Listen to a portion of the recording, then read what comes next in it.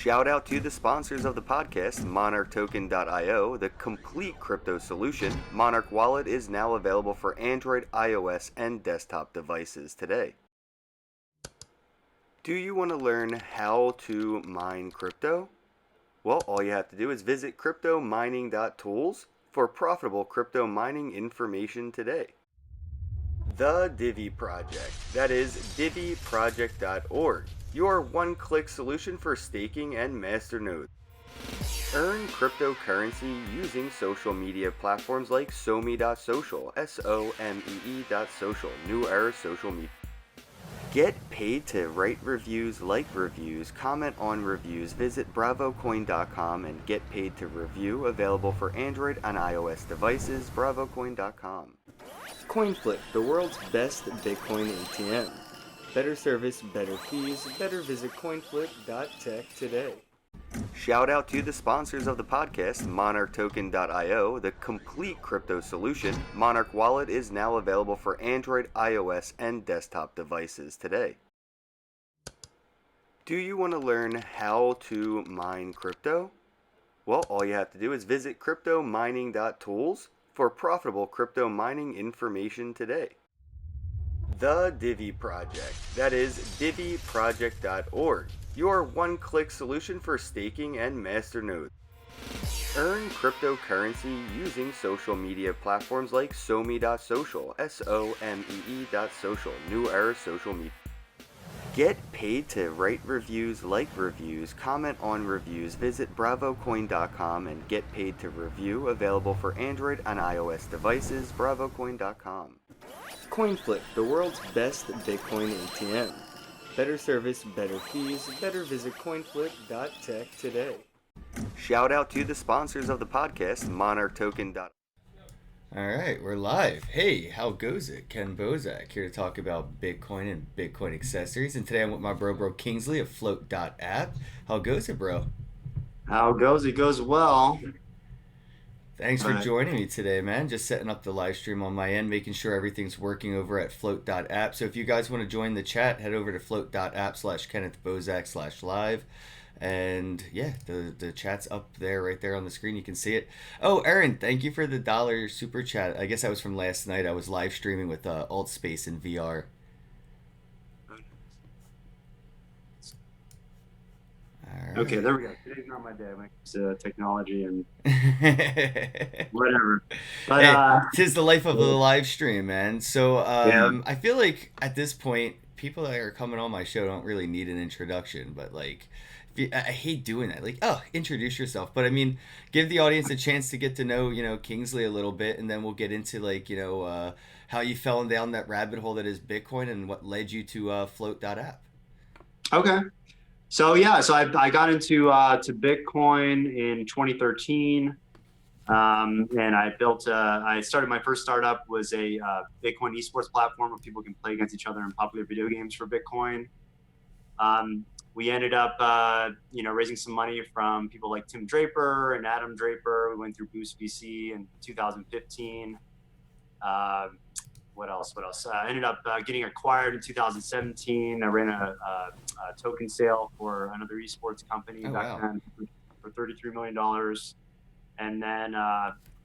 And then, this is, I did some consulting in 2018, and now Flote is our newest venture. So yeah, we're really excited. We're moving fast, and want me to just get into the story of Flote? Yeah, dude, that's actually a crazy legacy story, though, man. Much success. Congrats. Thanks. Yeah. I mean, yeah, we just, Bitcoin, or just when I fell down the crypto rabbit hole, I just, fell in love with it, like all of us do, and just saw it as a better form of money, and that's really, kind of what we're bringing to Flote as well. But so over the last 2 years, I'd say we started making relationships, both my fiance and I, Aaron Nakamoto, who I know has been on your show before. Yep, always a good time. Always good to see you guys in Vegas. Yeah, right. And yeah, so we saw, what was happening. We knew that I've been kind of part of the, the liberty movement since 2007.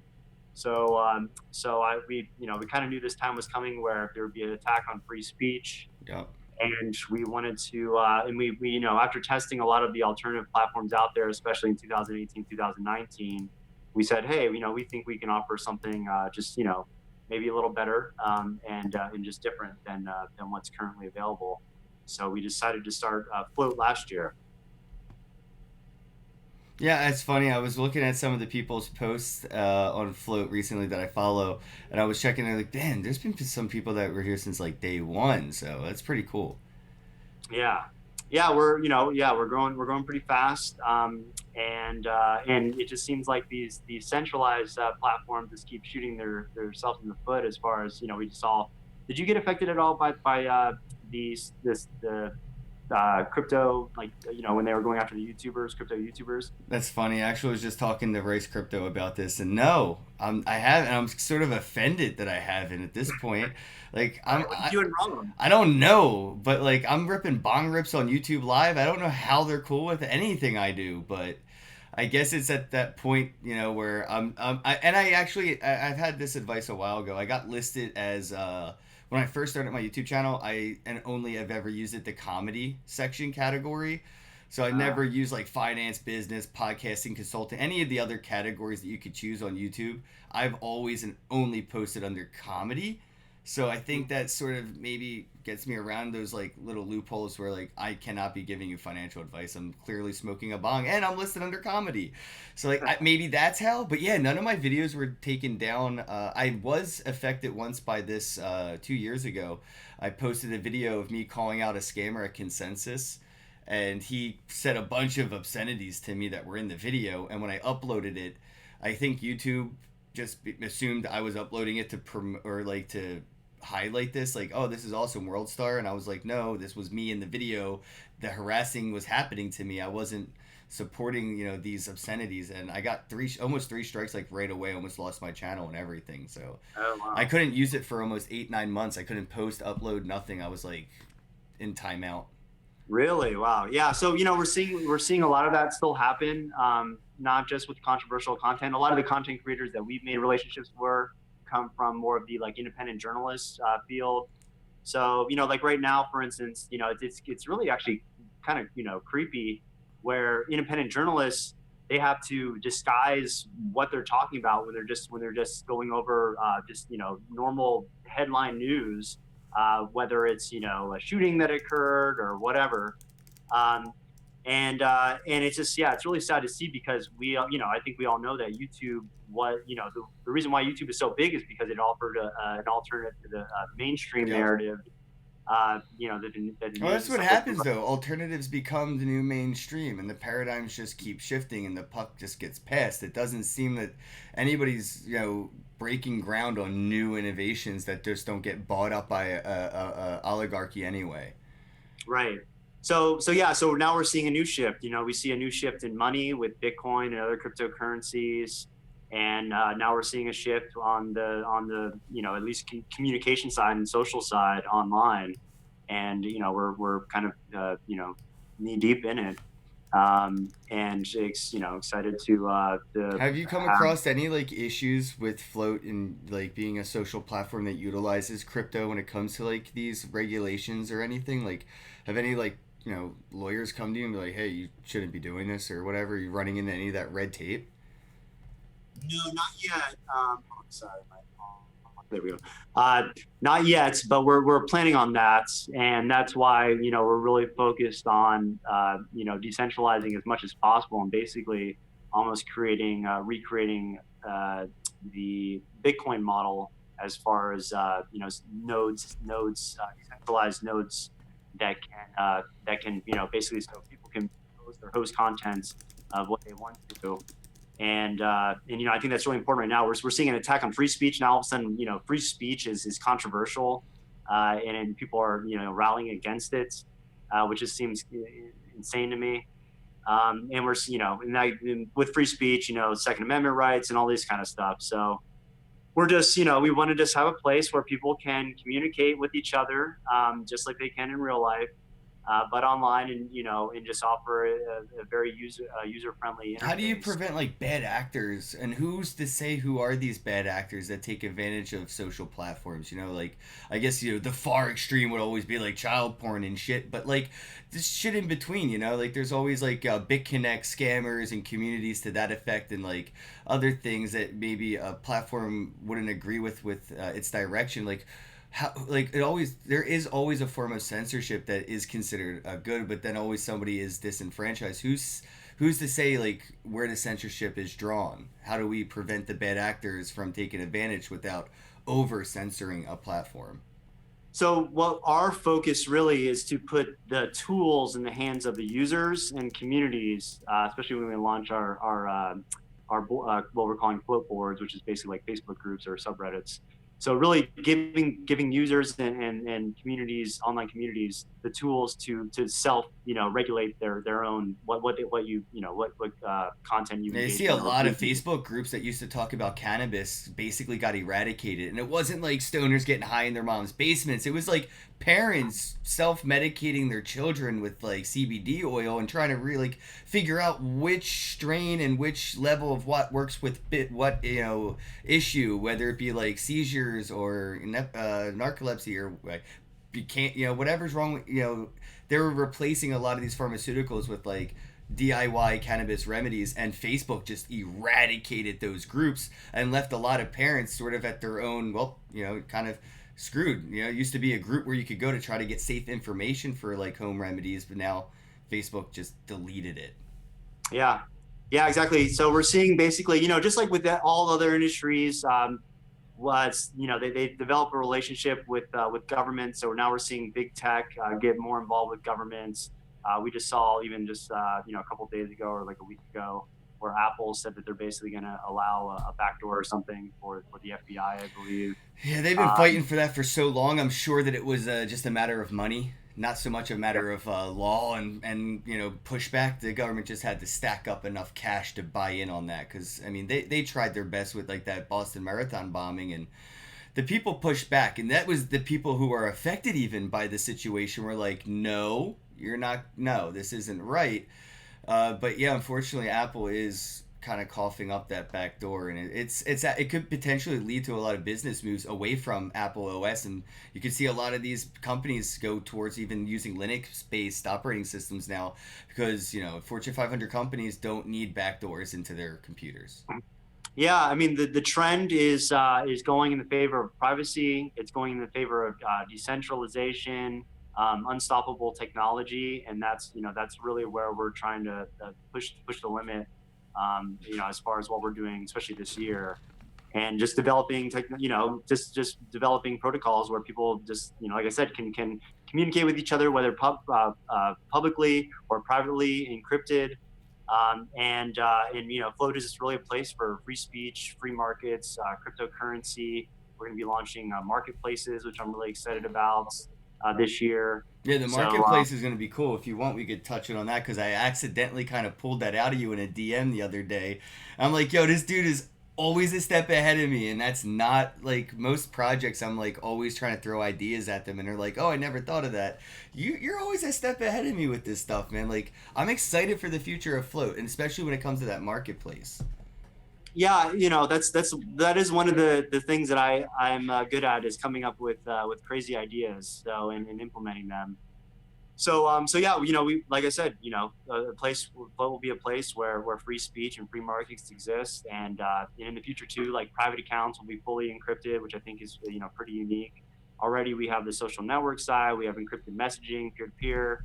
We have integrated Bitcoin wallets that we're going to be adding other cryptocurrencies to, including stable coins for kind of people that don't want to participate in the volatility of cryptocurrency. Stablecoins, I think, are going to be that mainstream coin. Bitcoin is still going to be kind of like that trendy, fad type of a thing. But stablecoins, I believe, will have what all maximalists want Bitcoin to have, unfortunately.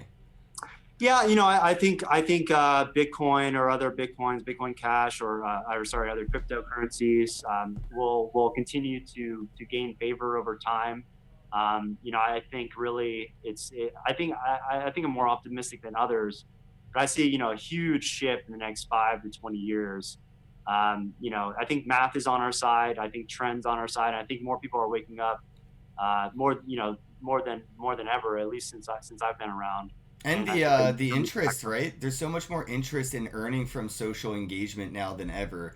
Hey, thank you so much. I think it's Cash Honda. I'm gonna say Honda. Shonda. I'm really bad at enunciating names that aren't my own. But thank you so much for the $5 tip on Flote.app. Really appreciate it. Thank you very much. But like I was mentioning, there's this right here. This is what leads to that interest, right? The inspiration. People are watching, like these kids and people in general are watching streamers like me or Ninja, X, Y, and Z, as big as PewDiePie and as little as me, earning from creating content and putting stuff on social platforms that are very similar to the platforms they use today, very similar to the content they may even make today, and I'm just using a different platform other than Facebook and Twitter. I'm using Flote and other platforms like that utilize these methods, and it's I see, like, when I post stuff about it on Facebook, which is like the biggest social platform I have of no coiners. Like Facebook's all family, friends, high school people, maybe like 10% crypto people find me on Facebook and add me. But when I post stuff like this on Facebook, people are like, wait, how? It has to be a scam, like, and I know that you probably get that a lot from people that are dealing with like Facebook and Twitter, and they're like, but how are you gonna give me money? How do you make, how, like, I don't get it. Where does it come from? How does it work? And I don't know, I just think it's inspiring people to sort of look more into it and do their own research.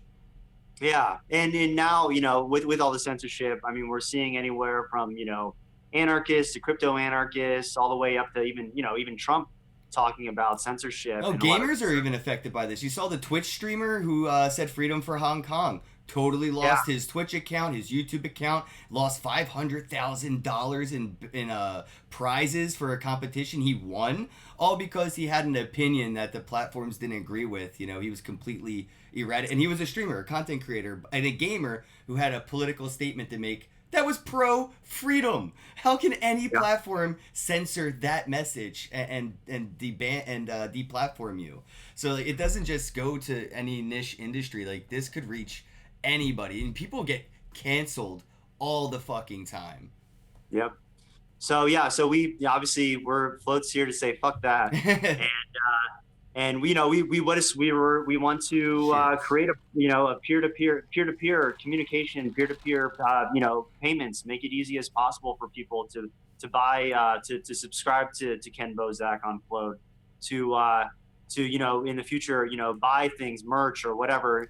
And it goes along also with the trend of just the gig economy too, in eliminating the middleman. Mm-hmm. So now thanks to the internet and decentralized technology, as it keeps getting built out and better and faster and faster, we feel that Flote will be one of the main contenders in the end, and offer just a place, kind of a safe harbor that's continuously growing. I mean, so many people are affected by this. Like you said, gamers. We've even heard of like ASMR YouTubers. Oh, definitely ASMR, and that's like a crazy situation that's popping up, but I feel like that's also like the mainstream media perpetuating a perspective onto something, and then the mainstream sort of embracing that fed perspective of it. Like ASMR wasn't always taboo until the news kept telling you that it is taboo, and then it became taboo. It's almost like the rainbow. 20 years ago, I say rainbow, you think leprechaun. Today, rainbow, gay pride. It's really easy to switch a narrative and forget about where it came from, and the mainstream media uses this at their advantage all the time. Right. So yeah, I mean, again, that's the similar reason why Twitter and Facebook blew up, or MySpace, or whatever type of social network before, because they offered, again, a place for people just to share information with each other, which they should be able to. And now this has become like this controversial topic, because of the mainstream narrative is pushing that, and we disagree with that, and we have now the technology, thanks to technology like Bitcoin, to basically supersede and bypass. I think it's governments, right? Like forcing platforms to sort of censor their end users. Like we saw Instagram recently experimenting with hiding the like count. So like if you have an Instagram account and you get likes, they're hiding that. So your sponsors are incentivized to stop paying you and get ads through Instagram. And I think it's really to disincentivize the entrepreneurship of content creation. When they Right. start to see a populace start to become independently wealthy without having an employer, that middleman doesn't exist, or that middleman is now YouTube. The government's not cool with a lot of this. So I think that Right. a lot of these platforms are being like in back, closed doors conversations, just being strong armed into deplatforming communities. I mean, the government doesn't want the cannabis community to be making money making content about how to cure cancer with CBD oil. They want you to pay for the pills. Like that's the agenda, and they can force the narrative through the control of the platforms, through the control of censorship. Like so.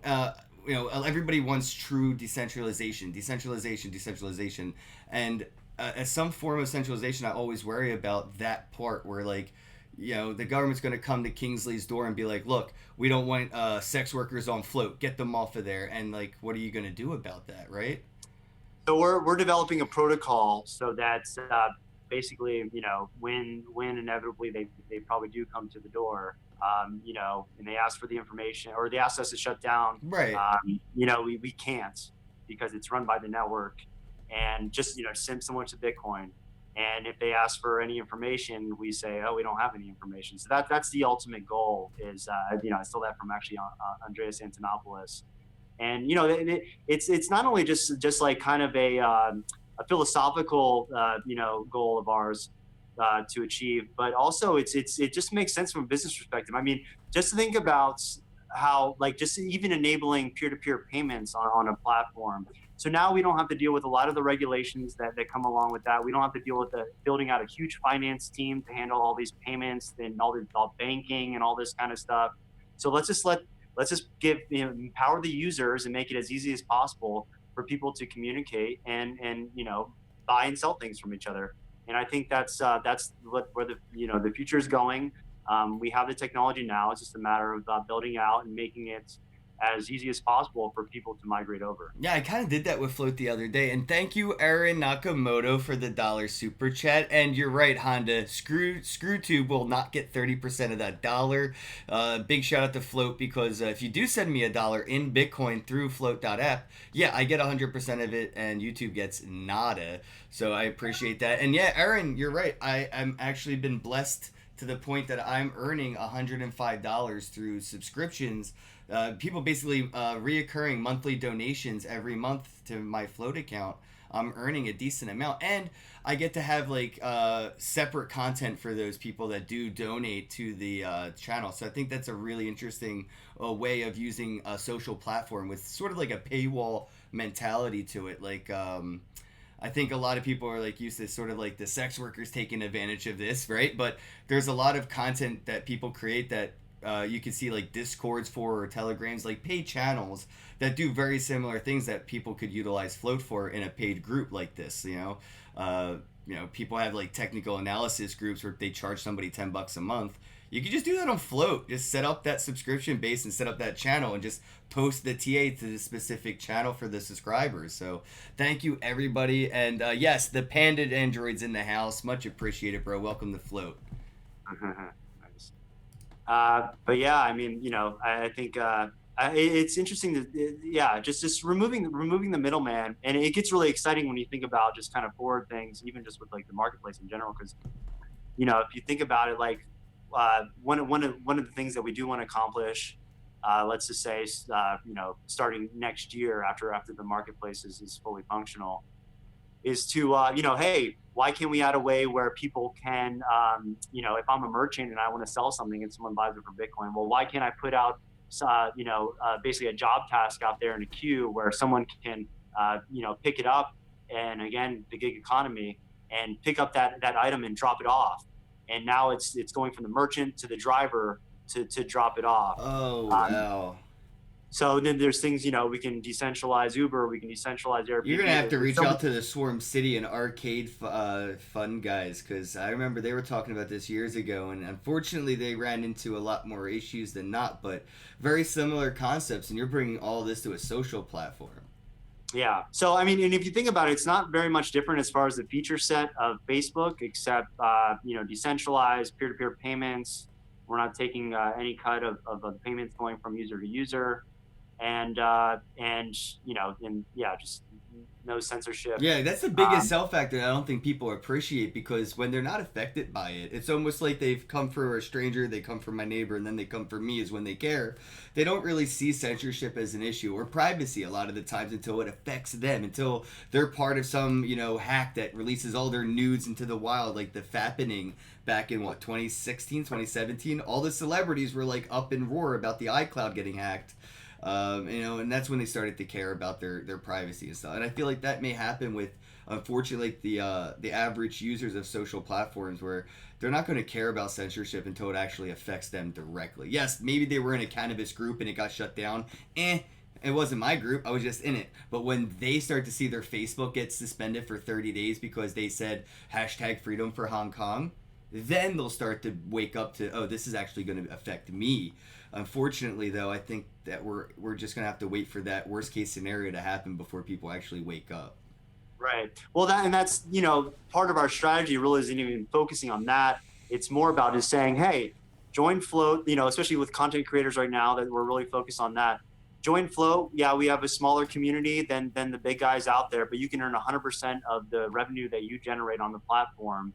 And eventually, if you grow with us, then by the time you really only have hit a certain percentage until you're making more Mm-hmm. than you are on the major platforms, because you're earning 100%, and we can't be taken away from you either. So it's not up to. Yeah, Flote's doing a lot about what early Uber did to succeed. If you look at it, like from an end user's perspective, you're not taking any money from me at all. I get all of what I earned on Flote.app. You're not making anything from me. I own my data. I own my income. And that's sort of how like Uber was for a long time. They would just pay the drivers, basically taking it as a loss for the first couple of months until the traction built up. And I think that that's where Flote really has a huge potential, especially with like the advertising model. Like my YouTube videos are monetized, and now my Flote videos are monetized, right? So like I feel like it's all starting to add up in favor of what Flote's doing. And I just got a comment I wanted to touch on, though, because some people have feedback for Flote. They're wondering, do you have a Telegram or Discord, or is there any like roadmap for Flote to have sort of features that vibe with like a Discord environment? Yeah, we do have our just our messaging platform on right now that we're looking to build out. I would say much better than those platforms. I like Discord a little better. I really don't like Telegram that much. At all, dude. It's so bad. It reminds me of like MySpace, and they never fixed Telegram. It's just so bad. Right. Right. So they raised this $1 billion or whatever on that. Yeah, Billy, dude, and they did nothing with the money, dude. The SEC laughed at them. They said your money's worth less than donuts. Yeah. So we've been able to build our platform. We've only been out for less than 6 months right now. We're getting onto our 6-month mark, and we've basically been able to do a lot more than even a lot of the alternative platforms have done, with a lot more money, Mm-hmm. a lot more time. So I've been saying a lot now that I can make $1 holla, and we're raising more funds. We're in the middle of that. So once we close our seed rounds, we should be in a really good place to just have a full tank of gas and just pedal to the metal as far as building out more features, fixing any bugs. Oh, that's a good question. Sound Genie said, do you have a leaderboard on Flote? That's actually a cool concept to have. Who's earning the amount a month from subscribers? Sound Genie coming in with the big brain.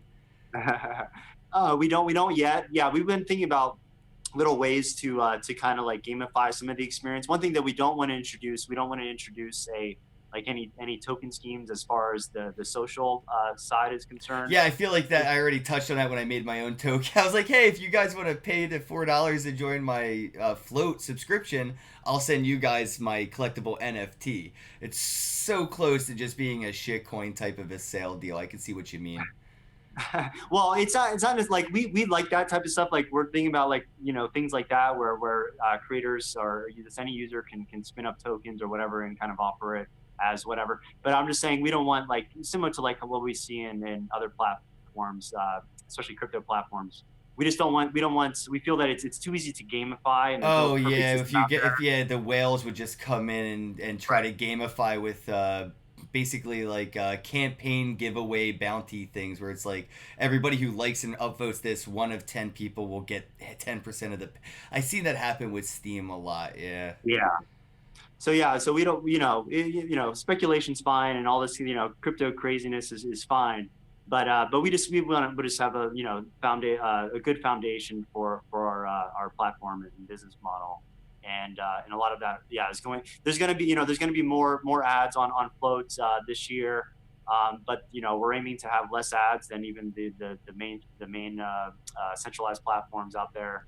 Yeah, I And was we just, watching a YouTube video earlier and there was 7 ads and it has these little yellow bookmarks for when they're coming. So my anxiety just gets ready for it. It sucks. I'd rather you just hit me with the ad and don't let me know it's coming and that there's 7 of them throughout the 5-minute video I'm about to watch. It yeah. sucks.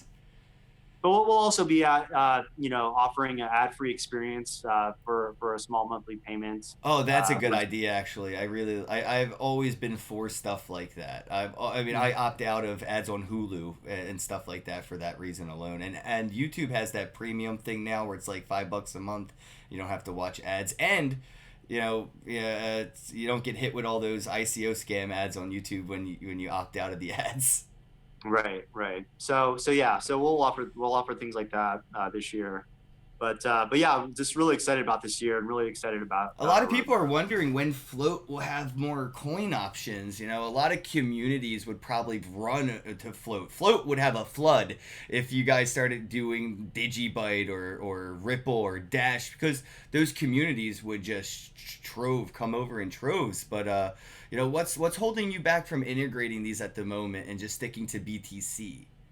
So BTC's still the king, but and still the most widely used. But we own and use a lot of other cryptocurrencies, especially privacy coins. So we'll be adding those. It's just a matter. We're a small team right now. There's only 4 of us, so it's just a matter of time. And really, my focus has been mostly on fundraising, unfortunately, for the last several months. So once we have more funds, we'll be able to hire more developers. I would say play around with Lightning before anything else, to be honest. I know all the other altcoin communities are probably going to hate me for that, but I mean, Lightning would be really cool because then you could have, penny donations or super chats and 10-cent super chats and stuff like that. That would be really. Yeah. And then Flote would have its own channel and could do a lot with having its own Lightning channel. That would be another way to earn. Crypto as a platform, not just through ads and stuff. I don't think people realize that there's huge potential for networks to earn income through owning a Lightning channel. Yeah. We our CTO actually is really into the Lightning Network. I've been waiting for Lightning Network, like a lot of us, for a long time. But yeah, we'll see how things develop. But we're definitely going to be at the very least adding a lot of the major altcoins. And like I mentioned, at least 1 or 2 stable coins here. I saw you talking to pretty prominent projects in the space that are along the same line of the industry as Flote. And I saw you guys playing well in the chat in the threads, and it's just amazing. So I'm just curious, like cross posting or things to that effect coming soon with Flote or other projects integrations. Where do you see Flote playing with others, and what other projects would you like to see Flote work with? Yeah, so we already have the ability for users to link their Twitter account. So whenever they post on Flote, it'll automatically post to Twitter. We're looking at interoperability between the mainstream platforms and a lot of the alternatives. We've been talking to a lot of the alternative. It's got to be hard because they don't want me to post from Flote to Facebook. They want me on Facebook desperately. Yeah. They actually don't even allow in their API for you to do that anymore. Yeah, Restream just had a huge issue with live streaming onto Facebook because they don't want you to do anything from anywhere outside of the ecosystem, and it sucks. And I think that's what's going to kill themselves. They're going to suffocate themselves to death by doing all this shit, by trying to keep us all in an ecosystem. Even gaming has been moving forward into cross-platforming now. You can't force Halo to only make an Xbox game. They're going to make a game, and PlayStation, Xbox, and PC will all be able to use it now. And I feel like these social platforms are sort of taking that step backwards from this, and sort of not seeing the example that these games like Fortnite are leading the way of cross compatibility. Yeah. Yeah. I mean, they're going this way. We're going that way. Yep, You know, and I don't. it's just, It's like Blockbuster. Everybody feels like Facebook has a chance to succeed, and I was like, yeah, I'm sure everybody thought about that when Blockbuster and Netflix first came about in a head-to-head collisions. Facebook, yeah, has a bigger head, but it's just going to fall a lot harder. yeah, we see this, human history. Yep. Every time there's a monopoly in any industry, that It we're, took 1,000 years to build Rome and only a day for it to fall, and Facebook's going to know all too well about that. yeah, they're making the wrong business decisions. You see almost, in the news every day, almost stupid decisions being made. We've already gone over a couple of them, but yeah, we just disagree with where they're going and all the censorship happening. So we feel that we have a really good chance in the future to win. I've seen a lot of kids recently, and this was earlier mentioned, but I think this is an opportunity. I was talking to a lot of kids last night in an alt space VR meetup, and they literally crashed our meetup. It's just a bunch of kids decided to join this open environment and troll all of us Bitcoiners that were trying to be serious. And next thing you know, there's like 20 kids yelling at us in virtual reality. And I got them to play Splinterlands and blockchain games and started to talk to them about streaming. And then I realized I've actually heard stories about like kids that are streamers because they have maybe a way to receive income from it, they get their YouTube channel shut down, or like even if their parents are helping them, like a lot of these kids unboxing channels have recently been shut down. And I Yeah. think Flote's going to be an opportunity where these early content creators can go and earn an income honestly without worrying about YouTube stealing 30% or deplatforming them when they do get big enough. My brother was telling me about a story. Some kid content creator on YouTube's like 10 years old. He drew this stick figure character, and it looks like Mickey Mouse. So Disney tried to sue this kid and get this YouTube channel shut down. Luckily, the kid won. Like me and my brother were going through the story just last night.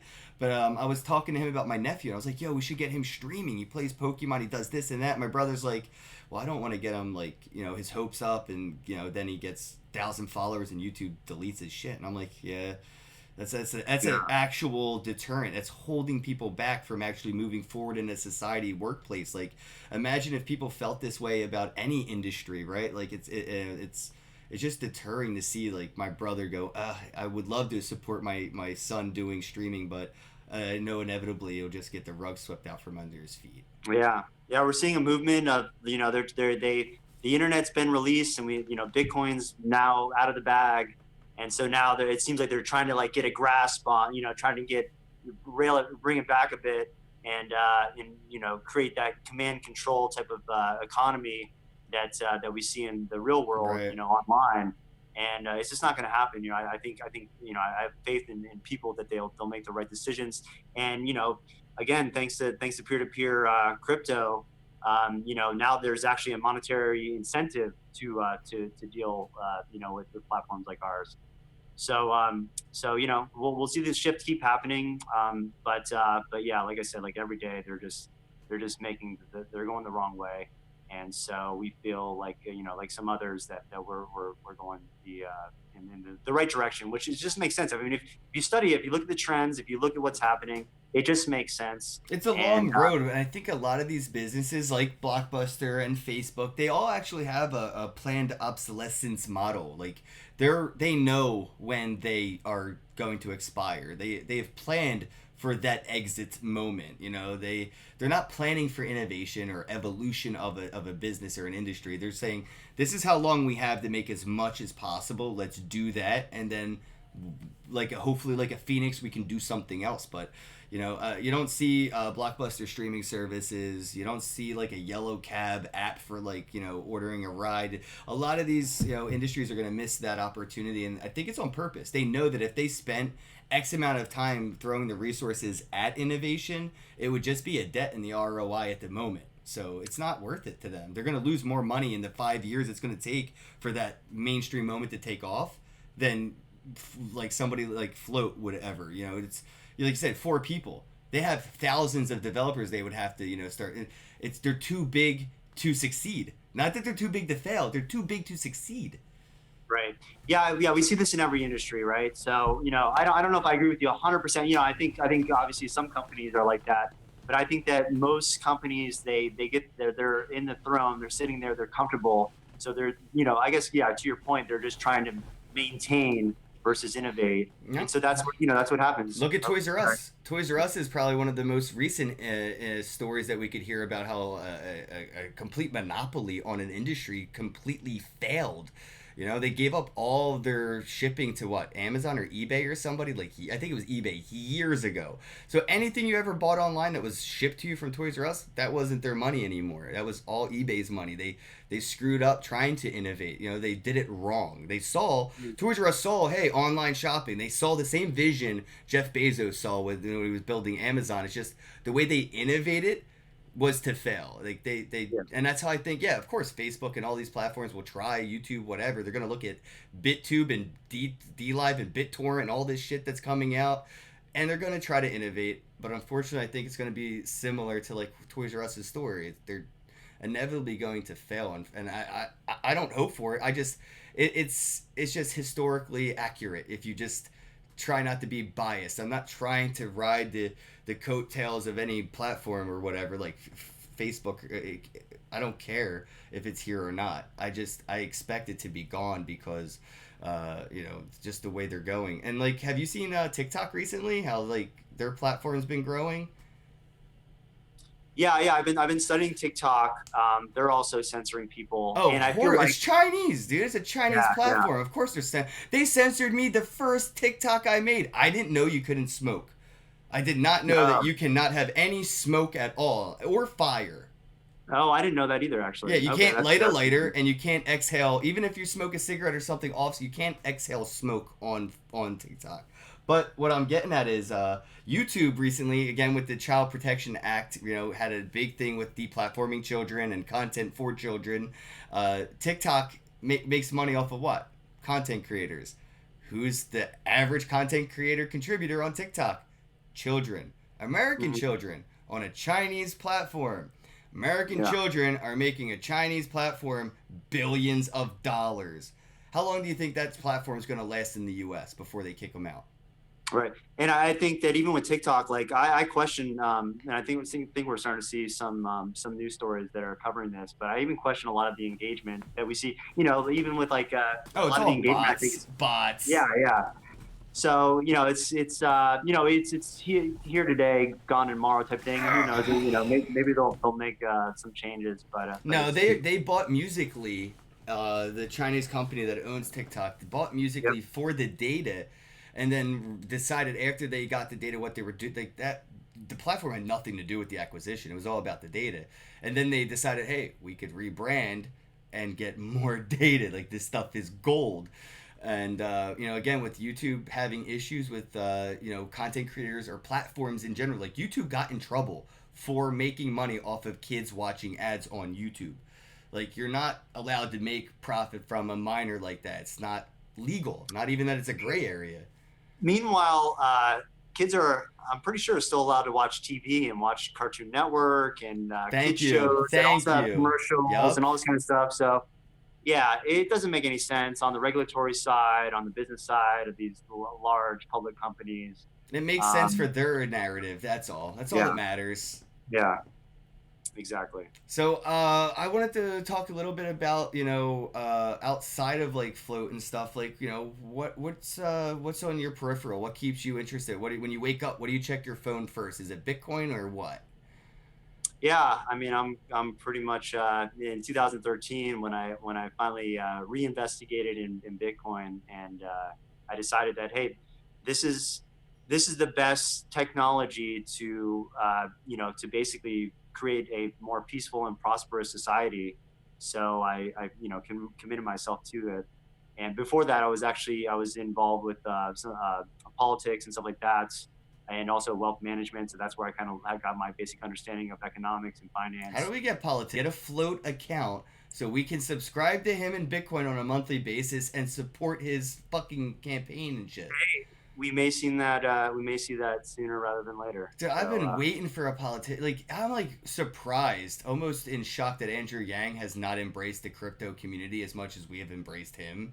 Like, the crypto meme community alone could probably fund him more. well, so we saw Rand Paul accepted Bitcoin for his campaign. I actually helped a few local politicians here in Nevada start accepting Bitcoin for their campaign contributions. Respect. But yeah, I think maybe you're right in that regard. Also, I guess Aaron's showing me a note now that Tulsi Gabbard I guess owns a bit of Litecoin or something. Oh, what? Yeah, I didn't hear about that. That's interesting. But I think that's one of the interesting things just in politics in general. I think we're going to see more. We see Chinese miners basically paying off local politicians to allow them to keep mining. Yep. And actually, this is it sucks because it's shady and it's eventually it'll just become a license, bro. That's what all these all extortion and bribery is a license without the license, right? Like, well, if the government said you have to pay a monthly license to be a miner, it's the same thing as paying the extortion bribe. Yeah, so taxation theft, government. Exactly, thank you. That's what I was getting at. Like, just because it's a bribe doesn't mean it's right or wrong. I mean, shit, dude, licensing is right and wrong. Like, ugh. Yeah, all payments should be, The voluntary. fact that I have to pay the state in order to go hunt a deer to feed my family if I don't have the money to go buy the food and I can't use my knowledge and my skills to do it without your permission. Yeah, and you're right. But you're right. These miners are definitely, and I saw Bitmain's doing the same thing. I think they started to have like politicians in their pockets because they're building the biggest Bitcoin mining facility in the U.S. in Texas, and that's Bitmain, a Chinese company. Yeah. So it sucks because of the corruption, but at the same time, I'm kind of for it because then we're getting crypto into these greedy politicians' wallets, and guess what? They're wanting to see their portfolio rise because of this is obvious. So I think that eventually more and more politicians will have a little bit of crypto here, a little bit of crypto there. It'll grow, and hopefully that will help influence the political landscape as far as being more pro crypto in the future. I think we have still a ways to go. Either that, or I think that cryptocurrency is just going to completely destroy the central banking system around the world. So. Especially when it comes to like campaign fundraising and things to that effect. Could you imagine if a politician decided to tokenize themselves, run a masternode, and then I was talking to Zap about tokenizing myself with bonding curves and things like to that effect. Where imagine having a stake in the politician, instead of them having corporations have stakes in them, the citizens do. Right. Yeah. I also like the idea of if I ran for office, I would have my platform, and I would also part of my platform would also be if I don't if I go against my platform for basically no good reason, because all these politicians lie too. We just put up with it. We're like, oh, that's just politics. They're just lied. They just Trump lied again, or whoever lied again. Nancy Pelosi lied again. And it's just so we've become desensitized to it. That's what happened. Yeah, we should be able to basically have the government, if there is a government, have it run on basically a smart contract, or have these politicians run basically smart contract systems where if they go against the bidding of the people that are financing them, then we should be able to basically restrict that funding or take back our funds. So now it's cool that this technology is now available. It's just a matter of implementing in the right places. I could imagine a politician having their Flote account, having all these sponsors, and then saying something like totally against the mainstream's opinion and narrative, and seeing their funds be affected directly by it. For once, it would be nice to see them actually be hurt. But they, the politicians never have to really financially have any worry about what they say, because there's no real repercussions. They're sponsored by fucking BP oil. Who cares? They're the true sovereign citizen. They call a lot of like libertarians and people that just believe in peaceful people and people that promote freedom, sovereign citizens. But in reality, they're the ones who don't have to obey their own rules. So. I think that time. I think libertarian's an interesting party. There's so many rich libertarians, and they all make fun of rich Democrats or rich Republicans for being rich. And I'm like, bro, the wealth isn't that evenly distributed through any party in our country, really, when you look at it. Like, I was somebody was asking me if I was going to Anarchapulco, Mexico for like a month. And I was like, wow, I didn't know anarchists were so rich they could take off from work for a month and go party in Mexico. So I'm just wondering, like, where do you see like the anarchist libertarian crypto community and where we can use, because we've done pretty well in this space. I mean, libertarian anarchist crypto, we've seen the future of money more so than the people with blinders on in fiat and other libertarians and democratical parties. But I feel like I haven't seen so much of a give back from these communities. Like, so how can the libertarian crypto community, the anarchist crypto community, like come together, and what can they do to sort of help the movement together? I mean, I think a lot of crypto anarchist entrepreneurs are just putting a lot of their money into building products that will not only line their wallets more in the future, but also provide technology to promote that more peaceful and prosperous community, society for everybody. So yeah, I agree with you in that if I had $1 billion, I would be doing a lot more than a lot of these people Right. that I don't think they're necessarily doing enough. I mean, for sure. But I think that also we'll probably see. I always say that I think that we'll probably see the first trillionaire be some sort of crypto anarchist, and we see. CZ, probably going to be the first trillionaire. I feel like that's a safe bet we could all make. Yeah, I'm not sure how much he has personally. I don't think But anybody does. He's probably already there and wouldn't tell a soul. Like, for real. As long as it's not Craig Wright. Right? No, I don't think he has any crypto. That dude, I feel like he's such a faker, bro. He probably doesn't even have any crypto. You know what I mean? Like, he has a bank account with actual fiat in it. He doesn't even know how to, like, he ain't messing with crypto. He's been a phony his whole life. Yeah, I'm sure he still gets paid on PayPal or something. But, exactly, that's what I'm saying. Exactly, that dude doesn't accept Bitcoin or BS or any of that stuff. I don't even see this dude like their platforms that support his shitcoin. He doesn't even use them. And I'm on there. Here's the thing though, like I don't even have a problem with BSV. Same. I just have a problem with Craig Wright because I'm sick of seeing his face, and I think he's such a pathological liar. It's unbelievable that we even put him in any. I've learned that the only reason I had an issue with Bitcoin Cash was because I didn't agree with Roger Ver, and I had to separate the two to have my own unbiased opinion of Bitcoin Cash. And I've come to my own conclusions of Bitcoin Cash outside of how I felt about Roger, and I feel like people need to do a little bit more of that. I'm so happy that Satoshi isn't anybody that people can hold to as a brand or a logo to Bitcoin. Like if Satoshi was to ever be outed as a pedophile, Bitcoin is fucking roasted as to who nobody can. There's no crack any government can sprinkle on Satoshi to make him look bad. And then I do look at other CEOs. I'm like, I always and I worry about Vitalik a lot because he puts himself out there. But one of these days, they're gonna plant some shit in his blockchain, bro, and he's gonna be held accountable for it. And that's unfortunate. But they will demonize the tech by demonizing the creators. Yeah, they do that. I mean, yeah, that was one of the smarter things that Satoshi or Satoshi team did, was make themselves anonymous. But I think they really understood obviously what they were going after, and that's the central banking system. So Bitcoin wouldn't be where it's at today if we knew who was behind it, because they would have arrested them, and it would have been a lot worse off. The tech would have existed, but I don't think that the cypherpunk community would have embraced it as much as it did to help us get where we're at today. Yeah, it's a really interesting thing to think about. We owe all this to the cypherpunks and anarchists and basically like the cyber libertarian type parties, because without those early innovators and futurists, we wouldn't have anything. And that's why I'm a big supporter of free Ross. A lot of people still give Ross shit. It's crazy. I go to conferences, and the common misconception that when you ask somebody what's cash backed by, and they say gold, and you're like, so why is Ross in jail? And they're like, oh, did he murder somebody? I'm like, fuck, no, you're wrong. But I mean, that's the picture that the mainstream painted, unfortunately.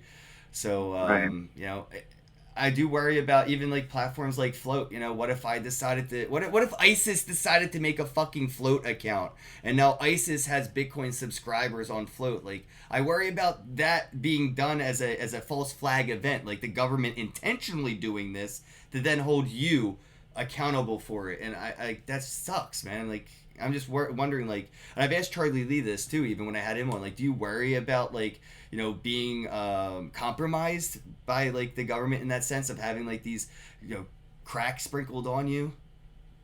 Yeah, I mean, so yeah, that's a big, that's a big threat, and something that we think about a lot. The idea is though to get a open source protocol out there so that regardless if Flote exists as a company or not, it can still exist as a place for people to communicate with each other and do commerce. So, but I think just because there may be some sort of nefarious type of site online, it doesn't necessarily mean that Google browser, you're able to access it through a browser. It doesn't necessarily mean that Google is going to get in trouble for it, or other platforms will get in trouble for having it. So this is a matter of the way that you set it up. But a lot of times, I mean, it's really just kind of the mainstream narrative, like you mentioned with Ross, that kind of takes over people's minds. Dude, I would fucking Um, die if they tried to do that shit to you. You know, and that's what I worry about when I see amazing platforms doing amazing things. When the word disruption comes to mind, dude, I think, well, fuck, you're hurting somebody's bottom line. They're gonna come after you. Disruption isn't a peaceful process. It's very conflicting, and it gets a lot of pushback. And you are disrupting Facebook. You are disrupting Twitter. They may not know it yet, but once you get on their radar, I start to worry about like these evil fucking billionaires, bro. Like the shit they're capable well, so of. but yeah, so the idea though is that eventually, will be so that other users will be able to basically control their own nodes for other people to access through it, content and everything else. So, the idea is that we'll be an unstoppable social platform, much like how cryptocurrencies are becoming more and more unstoppable. I feel like a rebrand is in works. Unstoppable.app. I love it. What? How did you get to Flote, by the way? Like, where did Flote come from? Like the name of the platform. It came from our one of our co-founders, and we went back and forth a bunch of times. But we just like the idea of kind of the a sailboat, kind of being able to weather the storm, float into the sunset. We thought also it could be used as like a verb for float me five or whatever. Oh, I like Floating that. money Yeah. Oh, around. dude, that's such like a we term. That's such a yo. Can you float me five? That's such a we term. I Right, love it. Actually, the right. subtitle of the podcast is "Sink the Censorship." So I capitalize ship and censorship. Yeah, Yeah. yeah, I like that. Yeah, Float's punny. It's got. You're right. It's definitely got all the puns worked out with it too. And the meme contest you did was amazing, by the way. So many lols. Oh yeah. You put out a good I one too. That was tried. great. I came so close, so close. And Yeah. I think what happened was I fucking inspired the guy who created the meme that actually won because I started making the moving memes and everybody was like, "Oh, we can do moving memes," and I'm like, "Oh no, I inspired them. I Yeah. inspired my competition." Yeah. You brought some Pixar magic to the meme world. Yeah, people were asking me how I made it, and I didn't realize as I was answering the DMs what I was doing, and I was like, "Oh, okay, I see what's happening here." Oh man, so the Flow chat's still up and live, dude. Life size box, thanks for stopping by, bro. Much appreciated. Erin said, "Wait, is that? Yeah, she lost all her holdings in a boating accident. I love it. If you forget your Float password, I forgot my Float password. That's hilarious." Did you Um, get logged out? Yo, as actually, I've never tried this. Can I back up my private key from Float? Because I can see my balance, see my transactions. I can send and receive, but I don't see a private key. Yeah, not yet. We're adding that though, and we're Okay. also adding multi-sig So is as this like a well. hot wallet situation right now, like that we're using? Okay. It's a hot wallet right now, but we're going to be switching over to a fully non-custodial multi-sig wallet in the future. That's going to be really really killer. So we're excited about that. That's definitely better for situations, especially in like small beta ecosystems, because how many people would have probably lost their fucking private keys by now? Right. Yeah, we wanted to launch with a lot of features, which we were able to do, and we wanted to make it as easy as possible for people to migrate over from Facebook, Twitter, YouTube, Patreon over to Flote. So that was kind of the big focus for launch. But now we're, this year especially, we're really focused on decentralizing, making everything kind of unstoppable. So. Hey, Shonda, you have to set up your support tab. I'm on your Flote. I was gonna, support you because you were here in the chat supporting me, but you don't have your support set up. But I know I'm pretty sure I can just copy her username and send her a couple sats through that, right? Just through your username. Yeah, you can send it through the wallet, or you can send it through our messenger as well. So I want to show people how that's done real quick. So I can bring this up on the screen, and this is my Flote wallet. You can see the balance right here, and I can go ahead and send to the amount. I'll send $1, and here's the address or @ name. So that's really cool that the @ name is there. Do I have to put the @ symbol in front? Yeah. Yeah. All right. Whoa! Estimated fee is 50 cents to send $1. Bitcoin, you're broken. You're broken, Bitcoin. I just sent it. Yeah, I know, man. It's sad to see because I used to send like $5, $1 here on Reddit back when Bitcoin was. This is going to be that common misconception conversation, but there are middlemen in Bitcoin. It isn't Flote. It's the fucking miners, though, bro.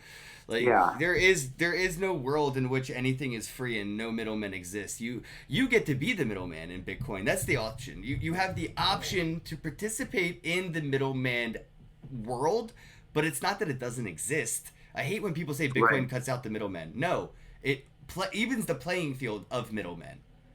Yeah, that's a good point. Yep. I just paid a middleman 50 fucking cents to send $1, bro. It ain't your fault. It ain't also, nobody's fault but the miners. Right. But they also secure the network. They send deal with the transaction. Sounds like a pimp trying to fucking justify his cut while he's backhanding me with baby powder.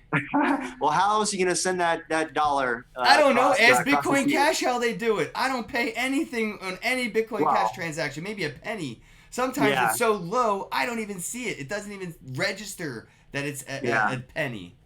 Yeah, Bitcoin Cash is actually pretty exciting. I think they're really. And did you hear about Cash Fusion? Yeah. So yeah, they're doing a lot of things. They're moving really fast, and it's they're working on a lot of privacy stuff, which is really cool to see. I think that's going to be interesting. I think I saw Monero and Dash teams already starting to come out of the woodworks to troll them, and if that's happening, you already know that it's worthwhile keeping an eye on. Communities don't troll things that they aren't afraid of. Trolls that's how they fight fears with memes. Right. Fight fire with memes. Yeah, you heard it here, guys. McLovin, get on Flote, bro. I'll give you a follow for sure, man. Appreciate it. Sound Genie, for some reason, I think Periscope has censored you. I see that Sound Genie is trying to comment, but your comments are just being deleted as they come in. So you might want to visit Flote.app and get in the chat that isn't being censored. That'd be cool. Oh, and I do have one huge request that I've had forever since I started using Flote, bro. When pop out chat, I mean seriously, bro, I'll suck a dick.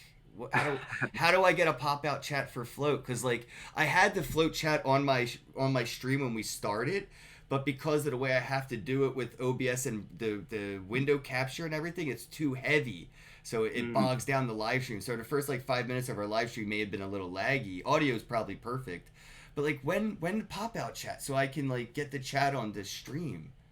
Yeah, it's on our timeline or our pipeline immediately, but definitely I think it's already kind of I think it's on our backlog or whatever. So because right now I could do this and put the chat up there. I'm sure that would be cool. They'd appreciate it. A big focus right now is to really focus on features for content creators. So I appreciate the.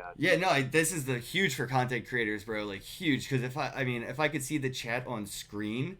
It would just, because right now the way that I have it is I have Periscope, Facebook, YouTube, DLive, and all these in one chat, and it pops up when people talk to me on my stream, and I want to do that with Flote too. That way, when my YouTube and Facebook chat see other people chime in, they see there's other people watching from another network. Right. Yeah. That's awesome. Yeah, that's Steph. Oh, McLovin already followed me, bro. You're quick. He already created an account and followed me. All right, so this is McLovin. Everybody go follow at McLovin. McLovin. That's my bro. Actually, he and I still have the letter here, bro, because I've been like showing it to so many people. But bro, this dude made me some of the dopest homemade stickers. Kingsley, look at this. Look at this golden Bozak sticker.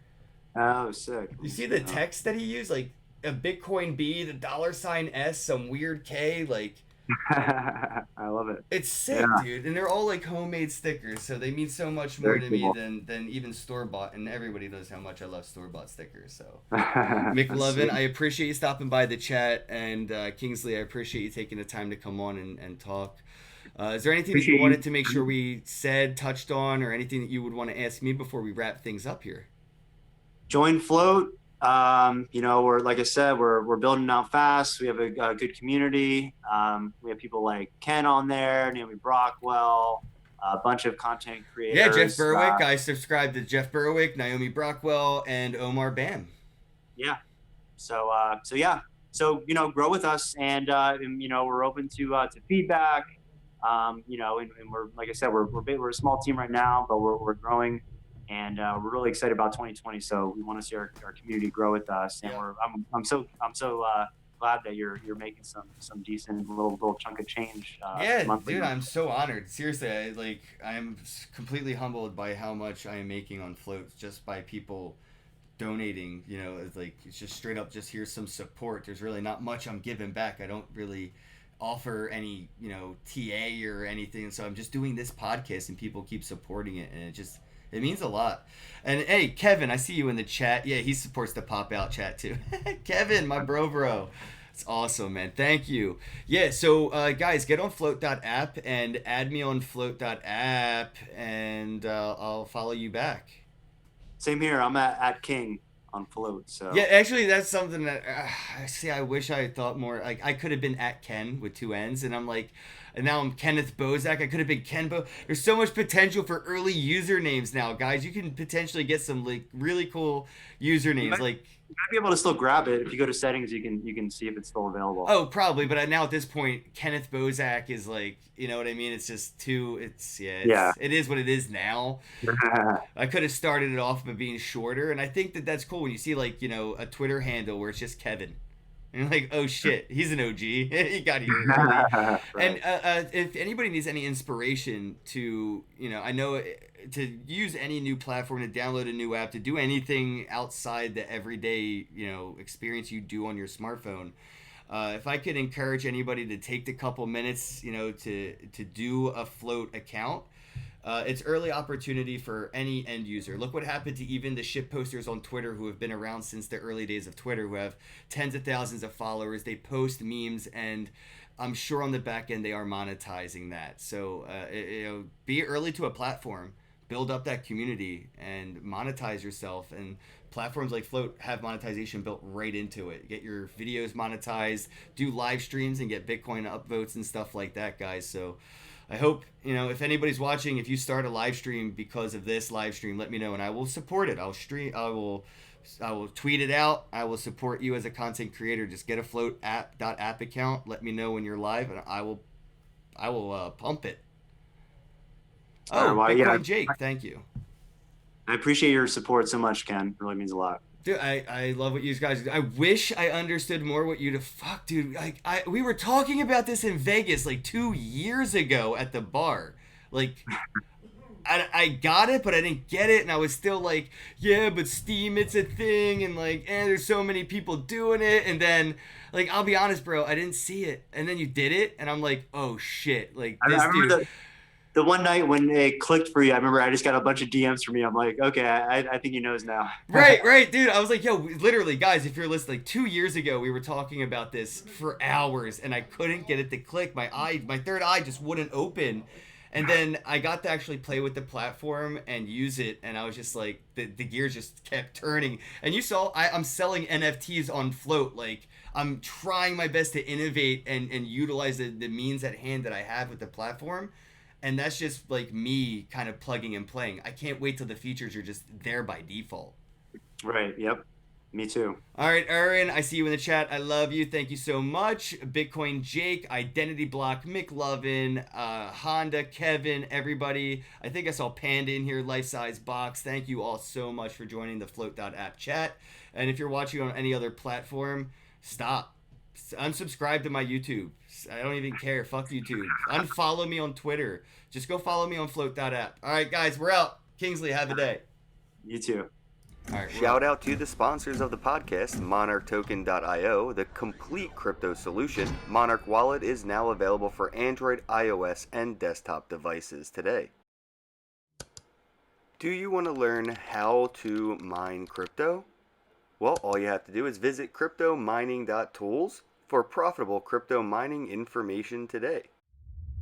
The Divi Project, that is diviproject.org, your one-click solution for staking and masternodes. Earn cryptocurrency using social media platforms like SOME.social, SOMEE.social, New Era Social Media. Get paid to write reviews, like reviews, comment on reviews. Visit bravocoin.com and get paid to review, available for Android and iOS devices, bravocoin.com. CoinFlip, the world's best Bitcoin ATM. Better service, better fees, better visit coinflip.tech.